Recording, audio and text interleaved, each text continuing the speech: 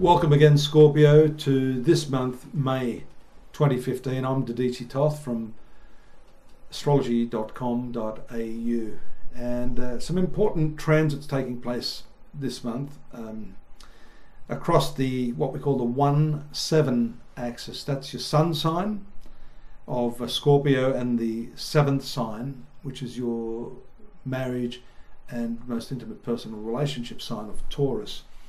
And importantly, we see first and foremost, I'm going to talk about that in a moment, but on the first, Mercury moves out of this 7th house. You've got 3 planets there on the first: Mercury, Mars, one of your rulers, and the Sun. Moving to the 8th house, where Venus is right now, which is the zone of sexuality. But on the 4th, the full moon in the sign of Scorpio does show the effusive nature of your emotions and the importance of relationships through this period. So the full moon on the 4th, then on the 18th, the new moon in the 7th house, I think is a very, very good testimony of your desire to reconcile your relationships and to really get them on a better footing emotionally. And that can also resuscitate a failing sort of level of intimacy and sexuality that you need to see. As a Scorpio, that is really a primary part of your personality, and if that hasn't been happening for you, then that's going to affect every other aspect of your relationship.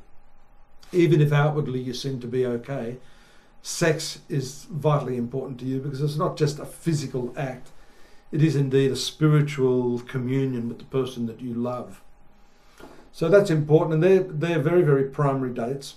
And if we look at the chronological view here, I don't want to get too chronological, I'm trying to move more into the thematic side of things so you can get an understanding from star sign to star sign how these transits impact upon you. And of course, too, these transits sometimes affect you for a few days, not just on the date that I'm mentioning. And as with the lunations, the new and full moons, they can actually continue in their effects well past the dates that I'm giving you. So keep that in mind when you try to piece together how this is impacting you personally. You've got that movement of Saturn in the 2nd house. I've talked about this on a few occasions. That continues, and depending on when you're born, it's going to slow down your rate of expenditure. It's making you more frugal and responsible with money, and you should start to see acquisition of more money during this period, but that's got a lot to do with the cutting back of overhead and superfluous spending, which is just wise management of your money. The Sun is in a very powerful aspect to Pluto in the 3rd house. Around the 6th, you might have to have some fairly deep and meaningful discussions with your partner. And then Venus moves to the 9th house on the 8th. Mars moves to the 8th house on the 12th. So these again are all transits relating to what you value, the sexuality and the intimacy quotient between you and your partner, and maybe leveling out some of the differences in your ideals.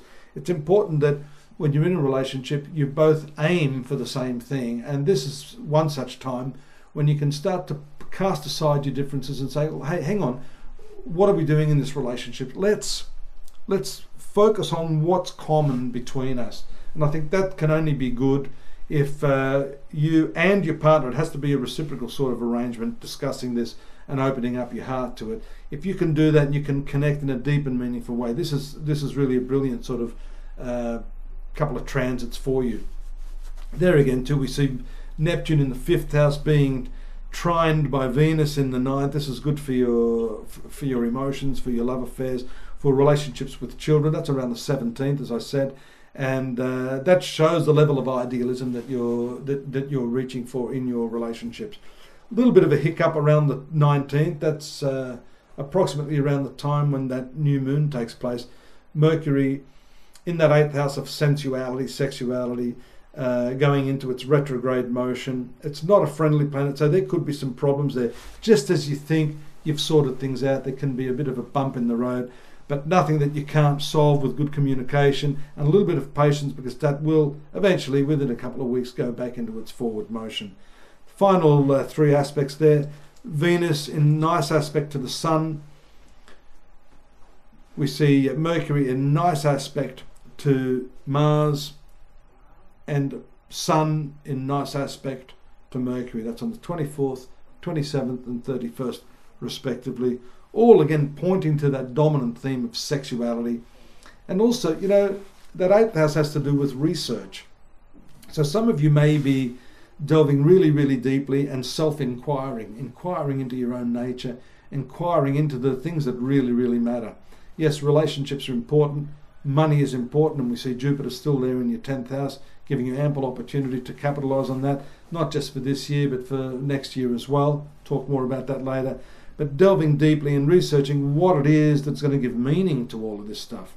You know, I've said on many occasions, having that success, either personally or professionally, doesn't ensure peace of mind and satisfaction. So keep that in mind, and until I see you next time, don't forget to join me at astrology.com.au for the more detailed version of this month in focus, along with your daily and yearly readings and personal readings with myself and my associates there if you want a private one-on-one reading. Take care. Till next time, have a good one. Bye-bye.